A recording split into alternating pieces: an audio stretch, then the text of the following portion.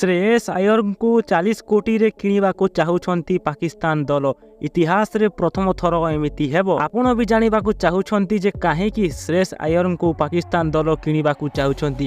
ଭିଡ଼ିଓକୁ ଲାଇକ୍ କରନ୍ତୁ ଆଉ ଚ୍ୟାନେଲକୁ ସବସ୍କ୍ରାଇବ୍ କରନ୍ତୁ। ଚାଲ ଜାଣିବା। ଅକ୍ଟୋବର 5 ତାରିଖରୁ ଭାରତ ମାଟିରେ ବିଶ୍ୱକପ୍ ଆରମ୍ଭ ହେବାକୁ ଯିବା ବେଳେ ଗତକାଲି ଭାରତ ଓ ଇଂଲଣ୍ଡ ମଧ୍ୟରେ ୱାର୍ମଅପ୍ ମ୍ୟାଚ୍ ଖେଳାଯାଇଥିଲା। ଇଂଲଣ୍ଡ ବିପକ୍ଷରେ ଏହି ମ୍ୟାଚ୍ରେ ଭାରତ ପ୍ରଥମ ଇନିଂସରେ ବ୍ୟାଟିଂ କରିବାକୁ ମୈଦାନକୁ ଓହ୍ଲାଇଥିଲା।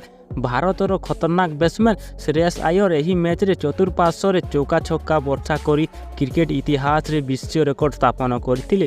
ବିସ୍ଫୋରକ ଇନିଂସ ଖେଳି ଶ୍ରେୟସ ଆୟର ସମସ୍ତଙ୍କୁ ଆଶ୍ଚର୍ଯ୍ୟ କରିଥିଲେ। ବିଶ୍ୱକପ୍ ପୂର୍ବରୁ ଶ୍ରେୟସ ଆୟରଙ୍କ ଚମତ୍କାର ବ୍ୟାଟିଂ ପ୍ରଦର୍ଶନ ଦେଖି ପାକିସ୍ତାନ ଦଳର ପୂର୍ବତନ ଷ୍ଟାର ଖେଳାଳି ଶାହିଦ ଆଫ୍ରିଦି ଏକ ଆଶ୍ଚର୍ଯ୍ୟ ବୟାନ ଦେଇଛନ୍ତି। ସୂଚନା ଅନୁଯାୟୀ ଷ୍ଟାର ସ୍ପୋର୍ଟର ଏକ ସାମ୍ବାଦିକ ସମ୍ମିଳନୀରେ ପାକିସ୍ତାନ କ୍ରିକେଟର ଶାହିଦ ଆଫ୍ରିଦି କହିଛନ୍ତି ଯେ ପାକିସ୍ତାନ ଦଳରେ ମିଡିଲ୍ ଅର୍ଡର ୱିକ୍ ଥିବା କାରଣରୁ ଶ୍ରେୟସ ଆୟର ପରି ଏକ ବ୍ୟାଟ୍ସମ୍ୟାନ୍ ଦରକାର। ଆଉ ଶାହିଦ ଆଫ୍ରିଦି କହିଛନ୍ତି ଯେ ଶ୍ରେୟସ ଆୟରଙ୍କୁ ପାକିସ୍ତାନ ଦଳରେ ସାମିଲ କରିବା ପାଇଁ ଆମେ 40 କରୋଡ଼ ଟଙ୍କା ଦେବା ପାଇଁ ପ୍ରସ୍ତୁତ ଅଛୁ। ପାକିସ୍ତାନ କ୍ରିକେଟଙ୍କ ଏଭଳି ଆଶ୍ଚର୍ଯ୍ୟ ବୟାନ ପରେ ଭାରତ କ୍ରିକେଟ ଫ୍ୟାନ୍ ପାକିସ୍ତାନକୁ ସୋସିଆଲ ମିଡିଆରେ ଟ୍ରୋଲ କରୁଛନ୍ତି।